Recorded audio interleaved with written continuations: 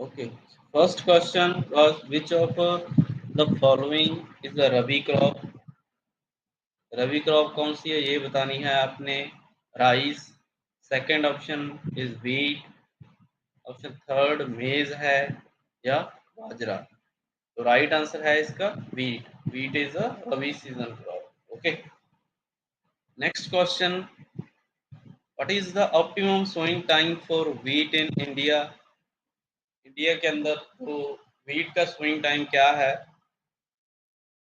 May to June, July to August, September to October है या नवंबर to दिसंबर. तो जो सबसे ज़्यादा सोइंग जो है वो किस मंथ में होती है वीट की. तो राइट आंसर जो है सितंबर टू अक्टूबर. पंजाब में नवंबर तक चली जाती है ये. Okay. Next question. Which soil type is most suitable for wheat cultivation.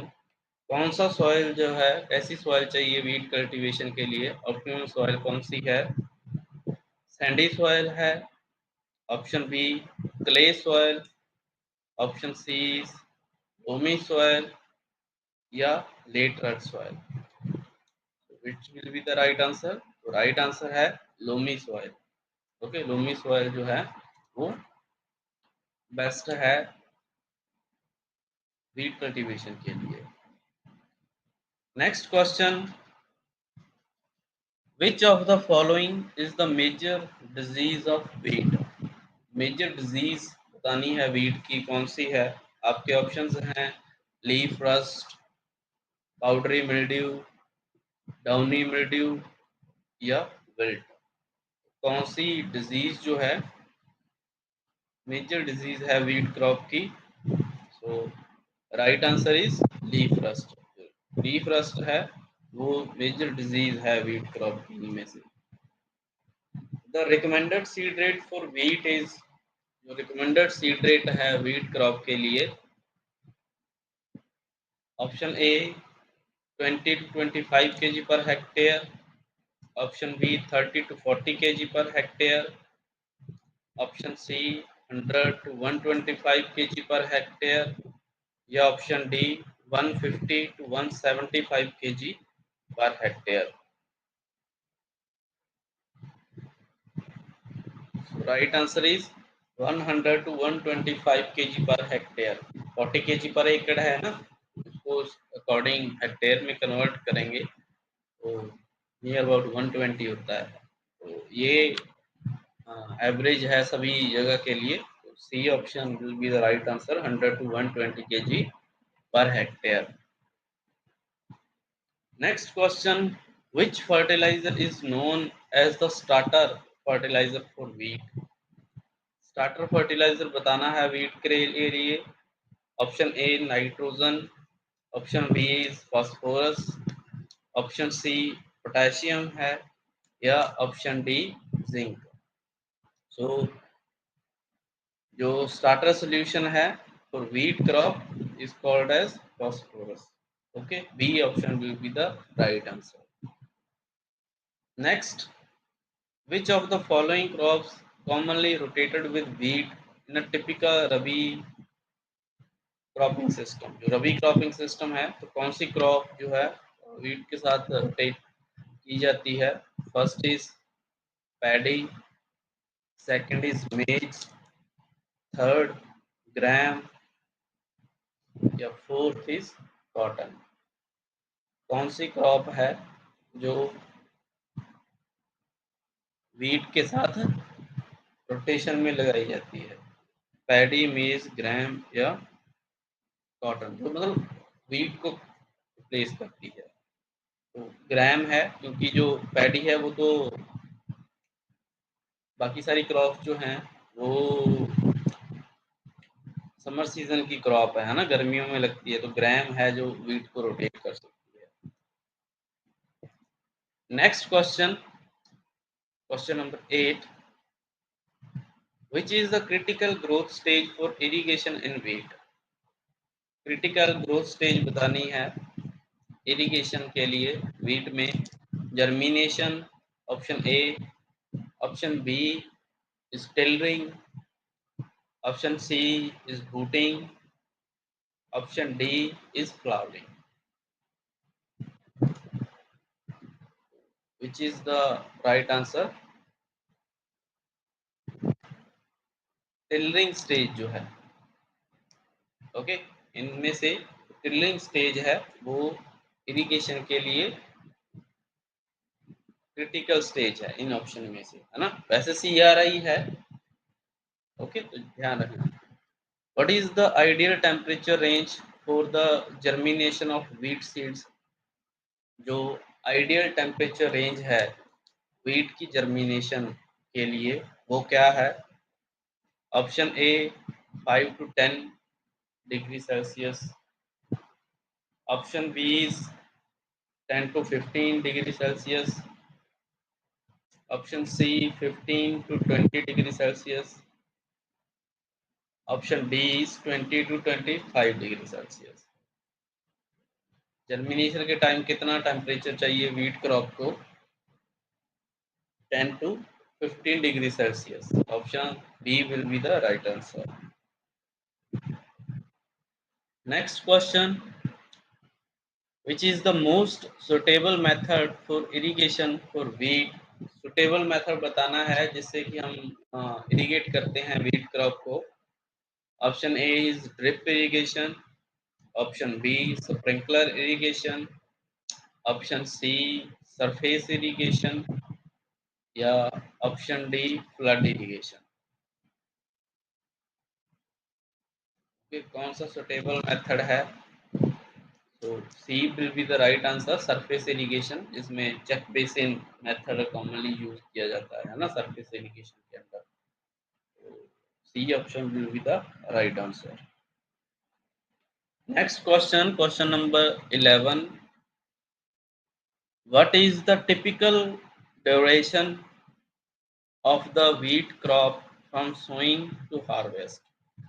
Duration बताना है कि जो व्हीट क्रॉप है कितने टाइम के लिए कितना टाइम लगता है उसको सोइंग से लेके और हार्वेस्टिंग तक।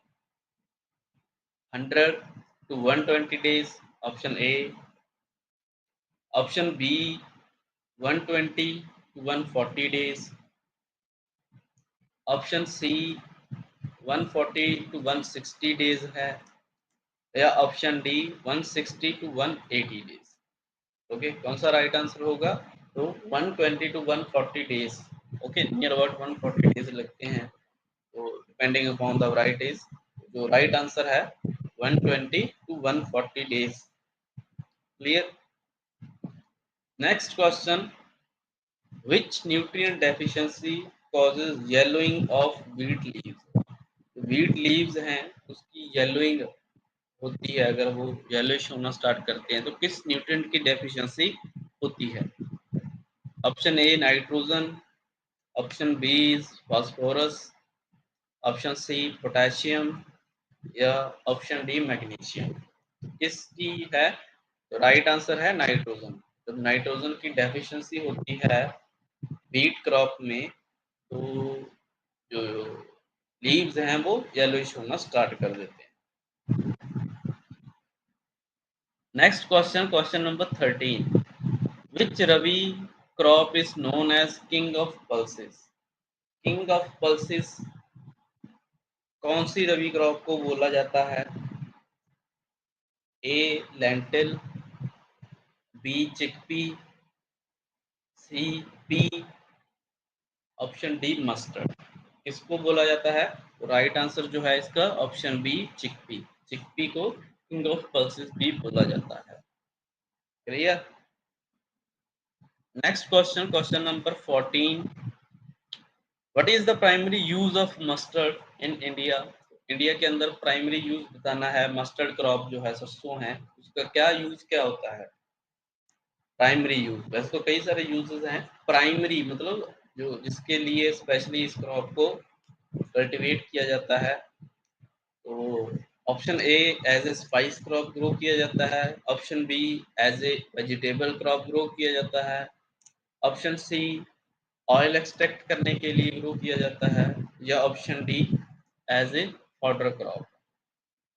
ओके, तो राइट आंसर है इसका option C for oil extraction. Mustard oil use होता है ना घरों में, है ना, तो सब्जी बनाने में नॉर्मली इसी ऑयल का यूज होता है सभी जगह, खासकर इंडिया में। तो ऑयल एक्सट्रैक्ट करने के लिए मस्टर्ड को ग्रो किया जाता है।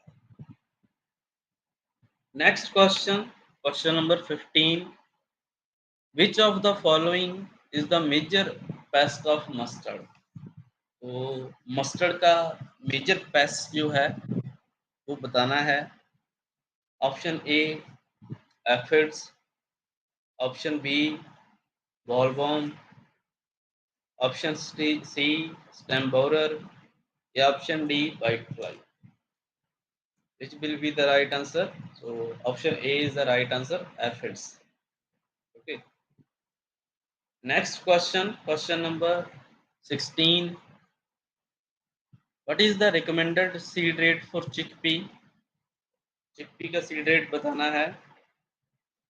20 to 25 kg per hectare, 30 to 35 kg per hectare, 40 to 45 kg per hectare, या 50 to 55 kg पर हेक्टेयर। तो क्या जो सीड रेट है चिकपी का,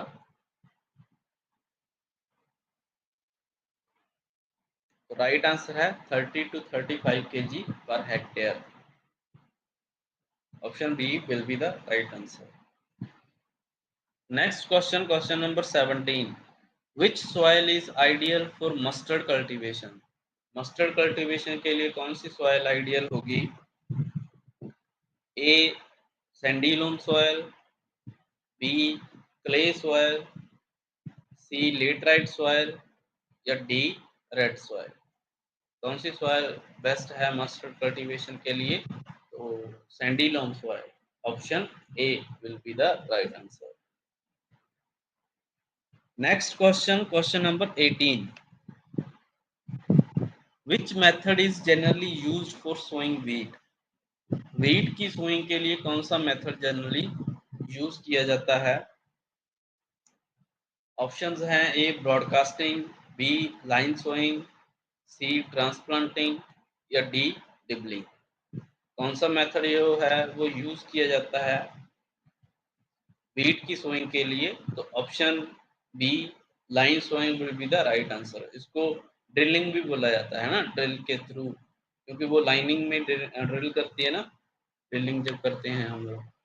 तो लाइन सोइंग जो है वो जनरली रिकमेंड किया जाता है, यूज किया जाता है व्हीट की सोइंग में। Next question 19, which growth stage of mustard is most sensitive to moisture stress। Moisture stress के लिए कौन सी स्टेज जो है मस्टर्ड क्रॉप की सबसे ज्यादा सेंसिटिव है? Option A germination, option B is flowering, option C pod formation, या ऑप्शन डी मैच्योरिटी। कौन सी स्टेज जो है वो सबसे ज्यादा सेंसिटिव स्टेज है?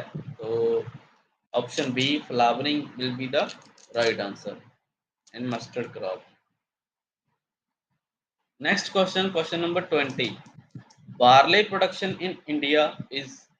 बार्ले प्रोडक्शन है इंडिया के अंदर 5 मिलियन टन है, ऑप्शन बी 1.22 मिलियन टन है, 20 मिलियन टन है, या ऑप्शन डी 100 मिलियन टन है। बार्ली प्रोडक्शन कितनी है? 5 million ton, 1.22 million ton, 20 million ton, या 100 मिलियन टन। तो राइट आंसर जो है इसका 5 मिलियन टन। इंडिया के अंदर 5 मिलियन टन प्रोडक्शन होती है barley per year, per season. 21 question number, because chickpeas are high in dietary fiber, what disease are they considered beneficial? जो चिकपीस हैं उसमें डाइटरी फाइबर का कंटेंट ज़्यादा होता है, तो ये किस डिजीज को ट्रीट करने के काम आता है?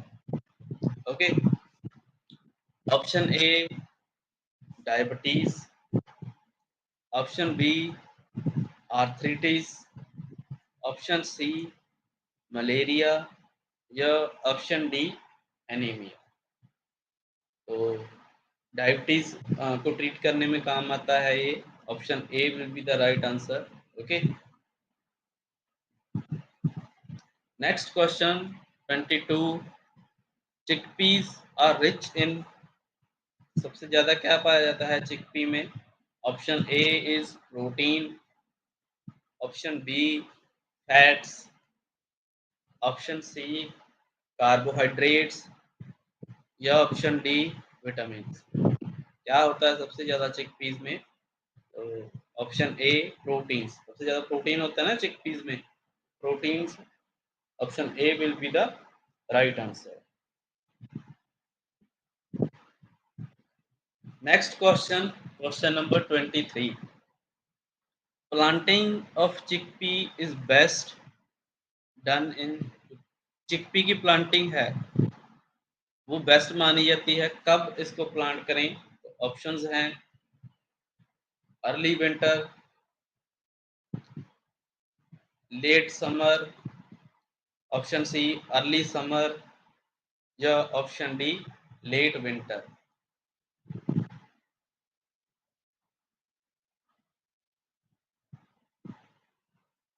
राइट आंसर है इसका early winter season. Winter season के अर्ली डेज में जब हम इसको लगाते हैं तो वो प्लांटिंग जो है वो बेस्ट मानी जाती है। Next question, question number 24। In which state is chickpea grown extensively in India? कौन से स्टेट में जो चिकपी है वो सबसे ज़्यादा ग्रो की जाती है, एक्सटेंस ग्रो की जाती है? Option A is UP Uttar Pradesh, option B Maharashtra है, option C is Rajasthan, and option D Punjab. इनमें से किस स्टेट में सबसे ज़्यादा चिकपी ग्रो किया जाता है? तो ऑप्शन है C, C option will be the right answer, Rajasthan state, है ना, पल्सिस के लिए जानी जाती है ये वाली स्टेट। तो राजस्थान में सबसे ज़्यादा जो चिकपी है वो ग्रो किया जाता है। Next question, question number 25। The major production state for wheat in India is, जो व्हीट की प्रोडक्शन में मेजर स्टेट कौन सी है? फर्स्ट रैंक वाली स्टेट बतानी है आपने। Option A Maharashtra, option B Punjab, option C Tamil Nadu, option D Karnataka. Which state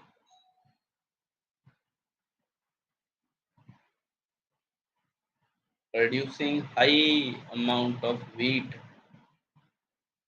तो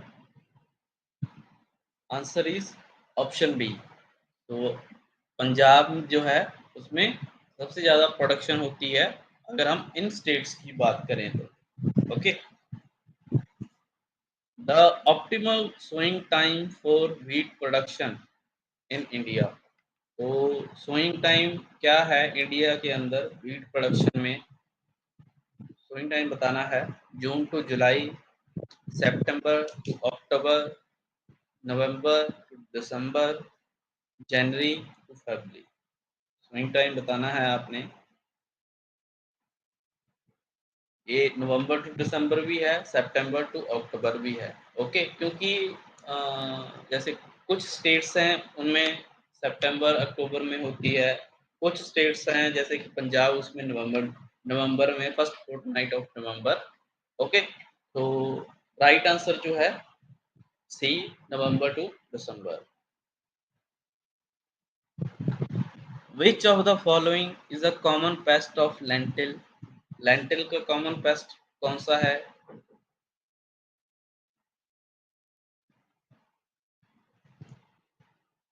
option A aphid,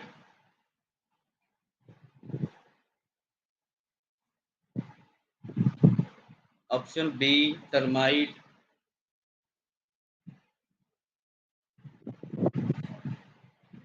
option C white fly,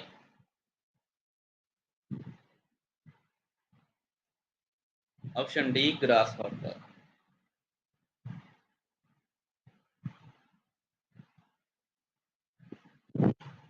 right answer जो है एफिड। एफिड जो है वो कॉमन पेस्ट है लेंटिल क्रॉप का। नेक्स्ट क्वेश्चन ये है, एफिड्स ऐसे दिखाई देते हैं। ओके, नेक्स्ट क्वेश्चन जो है, the best irrigation method for lentil is, best irrigation method है लेंटिल के लिए, ए ड्रिप इरिगेशन बेस्ट है, बी फ्लड इरिगेशन, सी स्प्रिंकलर इरिगेशन है, या D surface irrigation.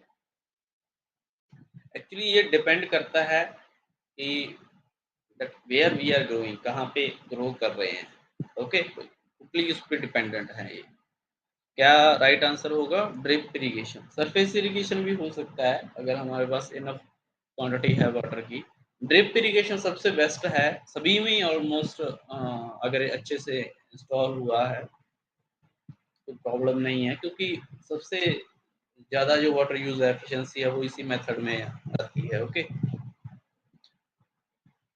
Next question, question number 29, the main benefit of using improved varieties of pulses is, जो main benefit है improved varieties क्यों use की जाती हैं पल्सेस की? First, increased yield, yield increase हो जाती है। सेकंड, लोअर कॉस्ट, कॉस्ट कम होती है। Third, option C better taste, taste अच्छा आता है। या option D higher water consumption, या वाटर कंजप्शन है वो हायर होता है। तो option A is increase yield. Obviously yield को इंक्रीज करने के लिए ही जो इम्प्रूवमेंट है वैरायटीज में वो होती है। ओके, इसलिए जो इम्प्रूव्ड वैरायटीज बनाई जाती हैं उनमें इम्प्रूवमेंट की जाती है ताकि जो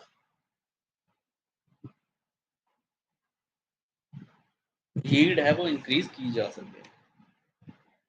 next question, question number 30, the recommended seed rate for chickpeas is, जो चिकपी के लिए रिकमेंडेड सीड रेट बताना है। Option A 75 to 100 kg per hectare, option B 50 to 75 kg per hectare,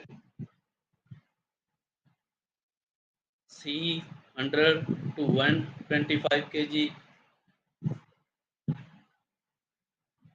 या option D 25 to 50 kg per hectare. Recommended seed rate क्या होगा chickpeas में?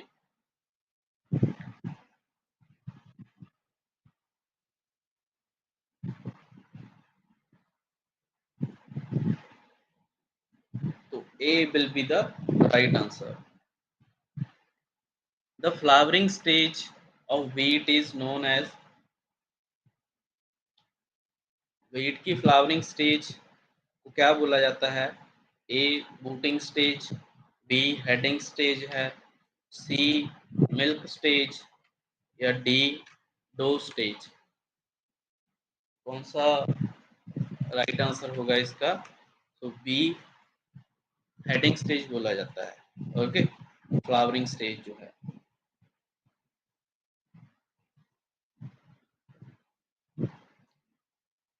ये वाली ग्रोथ स्टेजेस हैं व्हीट क्रॉप की। Okay, leaf and tiller development stage है, stem allocation stage है, हेडिंग और फ्लावरिंग स्टेज है, ग्रेन फिलिंग स्टेज है, और ripening stage.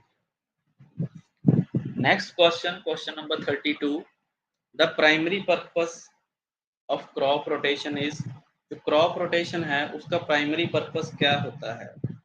Increase soil fertility, reduce water use, enhance crop flavor, या कंट्रोल पेस्ट या पेस्ट को कंट्रोल करने के लिए। तो सॉइल फर्टिलिटी इंक्रीज करने के लिए किया जाता है इसका यूज। ओके, प्राइमरी पर्पस है इसका, क्योंकि एक सॉइल एक ही टाइप के न्यूट्रिएंट्स फिर वो एक्सप्लोर करती रहती है, एक्सट्रैक्ट करती रहती है, सॉरी। तो इसलिए दूसरी क्रॉप अगर लगाएंगे तो उस आ, वो अलग टाइप के न्यूट्रिएंट एक्सट्रैक्ट करेगी सॉइल से, तो सॉइल फर्टिलिटी मेंटेन रहती है। Next question, question number 33, which of the following is not a legume crop? तो कौन सी लेग्यूम क्रॉप नहीं है? Option A soybean, option B sunflower, option C pea, या ऑप्शन डी लेंटिल। कौन सी सोयाबीन कौन सी जो लेग्यूमिनस क्रॉप जो है वो नहीं है? तो option B sunflower is not a leguminous crop. The most common method of harvesting wheat, wheat को हार्वेस्ट करने के लिए कॉमन मेथड कौन सा है? A hand harvesting, B combine harvesting, C manual threshing, या डी मैकेनिकल थ्रेशिंग।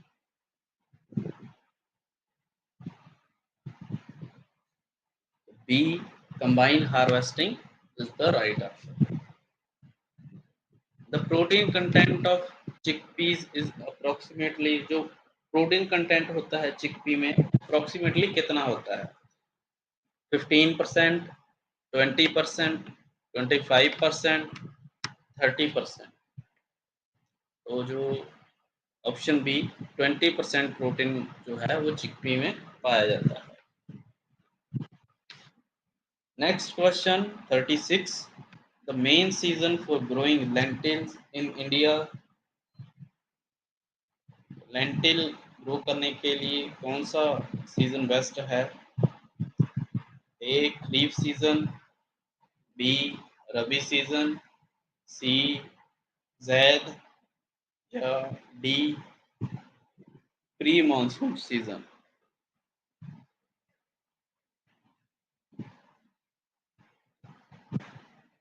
कौन सा सीजन जो है वो बेस्ट है?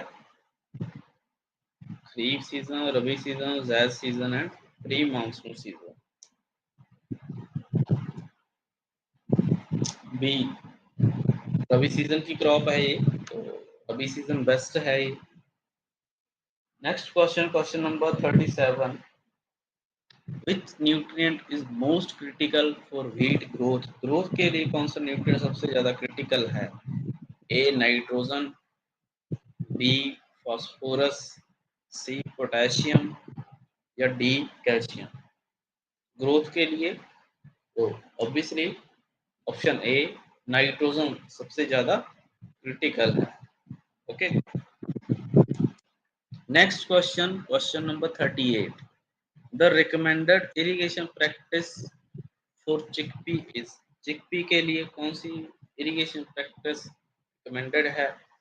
A overhead irrigation, B drip irrigation, C furrow irrigation, या D flood irrigation.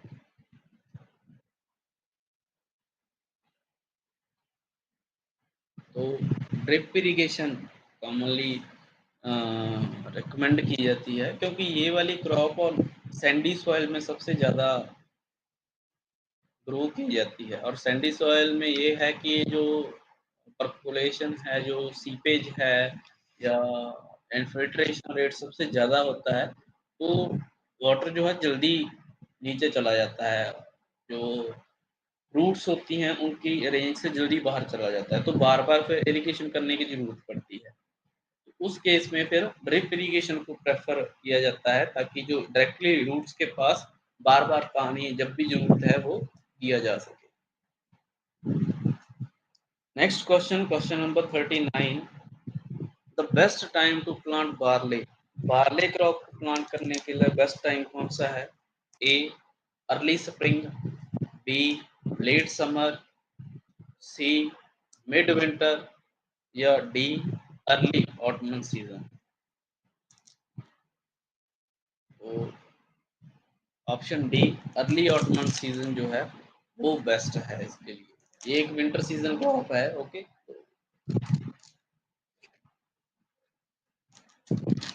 The primary factor affecting lentil yield को effect करने के लिए प्राइमरी फैक्टर जिसका सबसे ज़्यादा रोल होता है, option A soil moisture, option B soil pH, option C temperature या option D light intensity.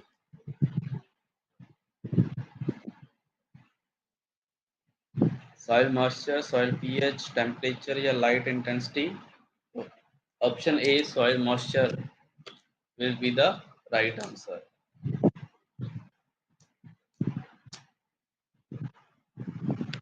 Next question 41. The best temperature range for growing chickpeas is, best temperature range बतानी है chickpeas को grow करने के लिए कितना टेम्परेचर चाहिए। 10 to 20 degree Celsius, 20 to 30 degree Celsius, 30 to 40 degree Celsius और 40 to 50 डिग्री सेल्सियस। क्या टेम्परेचर रेंज चाहिए? तो option B 20 to 30 degree Celsius will be the right answer. Next question, question number 42. The flowering period of lentil plants typically last for, कितने time के लिए रहता है जो फ्लावरिंग पीरियड है लेंटिल्स में? 2 to 3 weeks, 4 to 6 weeks, 6 to 8 weeks, 8 to 10 weeks। कितने time के लिए रहता है ये? ऑप्शन बी 4 to 6 weeks के लिए ये जो टेम्परेचर ये जो फ्लावरिंग पीरियड है वो रहता है। Okay, next question, question number 43। The primary pest of barley crop, barley crop का प्राइमरी पेस्ट कौन सा है?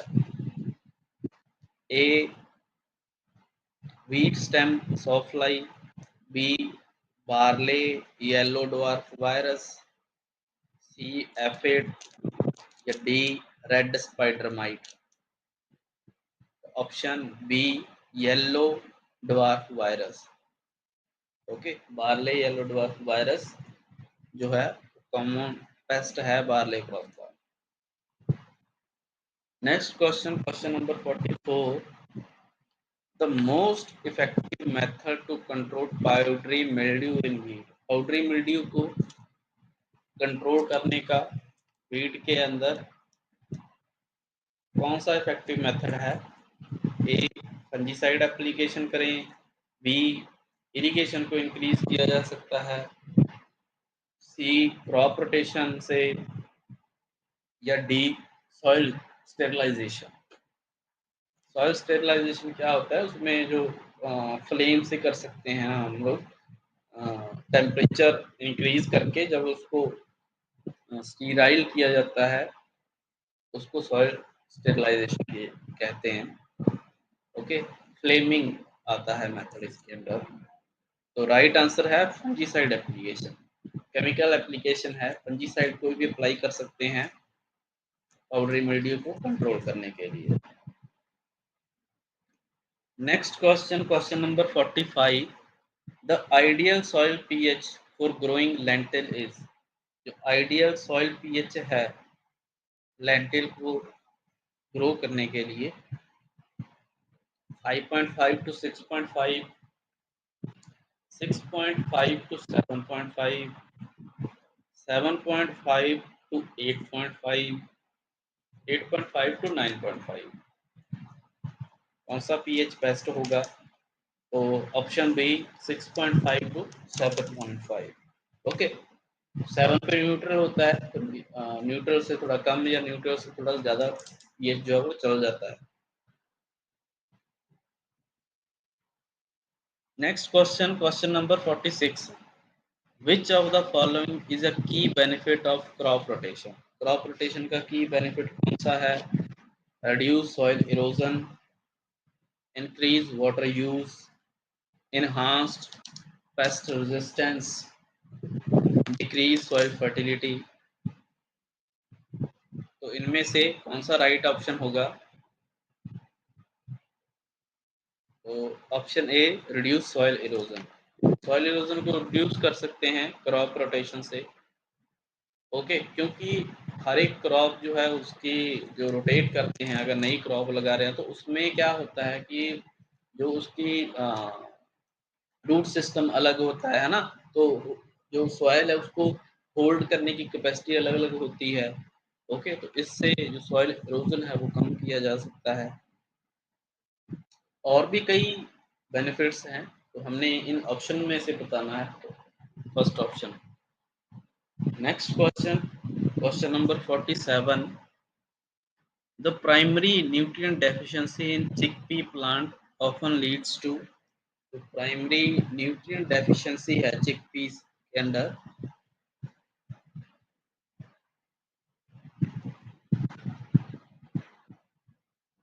वो उससे क्या होता है? क्लोरोसिस होती है, growth, stunted growth, C wilting of the plant of the crop, या डी रूट रॉट। तो जो न्यूट्रिएंट डेफिशिएंसी है उससे ऑफन जो कॉमनली क्या उसका इफेक्ट पड़ता है? क्लोरोसिस होती है, स्टंटेड ग्रोथ होती है, विल्टिंग है, या रूट रॉट। एक chlorosis. Okay, primary nutrient deficiency, NP K primary nutrients हैं, तो क्लोरोसिस होती है इससे, specially nitrogen. Next question, question number 48। The optimal planting depth for chickpeas is, optimal planting depth है चिकपी के लिए वो कितनी है? 2 to 3 centimetre, B 4 to 5 centimetre, option C 6 to 7 centimetre, या option D 8 to 9 centimetre.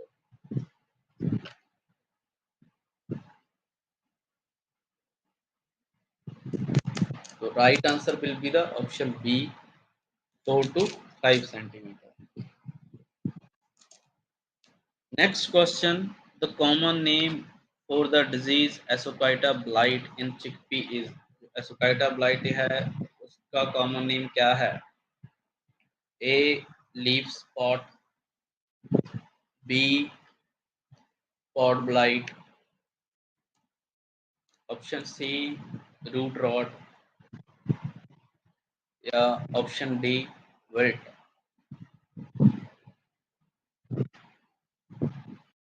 एसोकाइटा blight का common name बताना है, तो option A leaf spot. Leaf spot को ही एसोकाइटा ब्लाइट बोला जाता है। ओके, तो नेक्स्ट क्वेश्चन, लास्ट क्वेश्चन जो हम डिस्कस करेंगे आज। The best time to apply fertiliser to wheat is, best time कौन सा है अप्लाई करने का वीट में फर्टिलाइजर्स को? Before sowing, during flowering, during grain filling, या आफ्टर हार्वेस्टिंग। बेस्ट टाइम कौन सा है फर्टिलाइजर्स को अप्लाई करने का? Before sowing. Okay, before flowering भी हम लोग अप्लाई कर सकते हैं, लेकिन साथ सोइंग से पहले जो है जस्ट जस्ट साथ में सोइंग के। ओके, नाइट्रोजन की डोज को स्प्लिट किया जा सकता है, 3 डोजेस में डाला जा सकता है नाइट्रोजन को, और जो फॉस्फोरस और पोटेशियम है उसको सोइंग के साथ, then it will give best production. Okay, so these were the 50 questions for today we have discussed. Okay, thank you.